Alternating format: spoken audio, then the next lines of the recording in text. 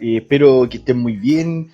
Vamos a iniciar esta nueva semana con un video avanzando en nuestros contenidos y en base a eso también comentarles de no olvidar que estamos viendo la unidad número 2, donde hemos abordado nuestro tema, que es el encuentro entre dos mundos y conocer cuáles son las características que hay en todo este proceso en el cual se vinculó Europa, específicamente España, con las características de América y nuestro continente en el cual nosotros vivimos hoy día. Entonces, para nosotros también comenzar y dar inicio a esta nueva actividad de esta semana, lo primero es que también tengamos en claro cuáles son nuestros conocimientos previos, qué es lo que hemos estado trabajando, cómo llegamos hasta aquí. Y para eso, comentarles que hemos analizado algunos aspectos que están mencionados y que son lo que nosotros tenemos que sí o sí recordar. Por ejemplo, ¿en qué contexto histórico nos encontramos? No olvidar que estamos en el siglo XV, en un cambio, siglo de transformación, donde van a suceder un montón de cambios como el Renacimiento, el encuentro de América, entre otros cambios de pensamiento. ¿Ya? ¿Qué es el encuentro de dos mundos? Entonces, este vínculo entre Europa y América, lo cual va a traer como consecuencia un proceso de conquista y de dominación, el cual va a transformar toda la época moderna hasta la actualidad. Y esto se hizo obviamente bajo el proceso de viaje, de exploración, que fue la tecnología de la época. A través de la navegación pudieron lograr generar estos canales de comunicación entre estos continentes. Así que para poder nosotros comenzar, chiquillos, y dar también paso al objetivo de nuestra clase, la idea es que podamos estar en un lugar y un espacio adecuado, donde no tengamos distractores, estemos cómodos y estemos dispuestos también a escuchar lo que vamos a conversar en esta clase. El objetivo de nosotros entonces será describir y conocer el proceso de encuentro entre dos mundos y cómo se han dado estos viajes de exploración y las características también de este proceso y sus personajes, que también es importante que lo mencionemos. Ahora bien, si comenzamos analizando que nuestro tema tiene que ver con conocer las características o describir las características de la conquista española en América, lo primero que tenemos que entender de que esto fue de carácter privado. ¿Qué significa que sea de carácter privado? Lo que estamos mencionando es que no pasa por el Estado, por la corona española o por los reyes católicos, sino que tiene que ver netamente con la intención o con la acción de controlar un territorio o con también de poder lograr expandir el poder económico. No olvidar que el siglo XV y el siglo XVI es un contexto histórico donde la economía mundial va a estar en expansión, por lo tanto no era menor el lograr estos objetivos. Esta empresa privada obviamente era financiada por particulares y organizada como una hueste. La hueste la vamos a definir como un ejército o como un grupo de personas que acompañan a este conquistador o a este personaje que quien dirige la empresa. Así que en ese sentido también los insto a que puedan anotar estos conceptos que son importantes y que van a ir surgiendo durante avanzamos en la unidad. Esta hueste entonces, o este ejército, va a estar dirigida por un capitán de conquista, quien debía obviamente conseguir tanto los caballos, alimentos, armas, pertrechos, embarcaciones y todos los elementos y artilugios que pueden servir para poder generar no solo un viaje en navegación, sino que también iniciar un proceso de conquista.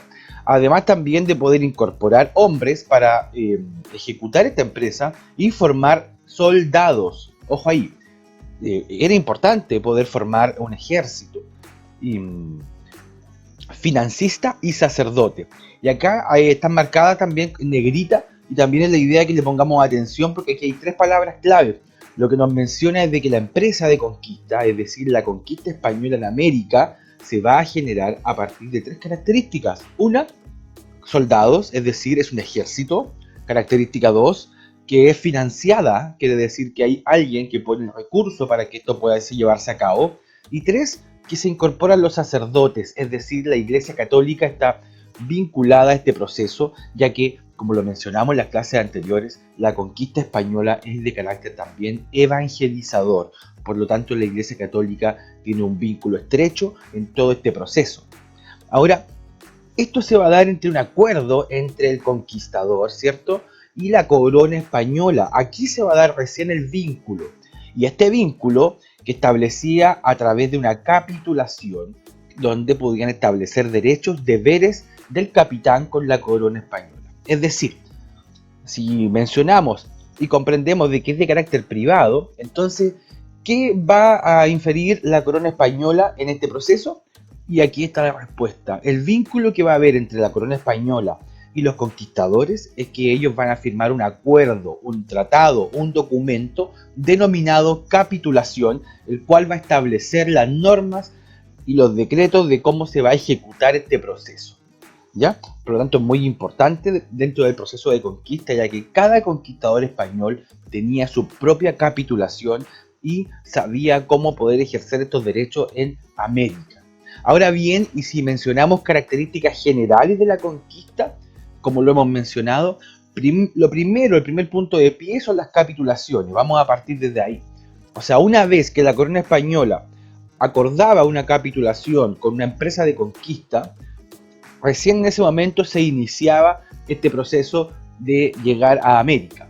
Y esto obviamente se hacía con la conformación de la hueste indiana, como lo mencionamos, que es conformar el ejército y con todos los elementos que me permiten a mí poder desarrollar esta empresa, la cual estaba dirigida por el capitán de conquista y obviamente los beneficios se repartían en orden al aporte hecho a la empresa. O sea, los que financiaban esto iban a poder obtener los beneficios de acuerdo a la cantidad de aporte que estaban haciendo, ¿ya?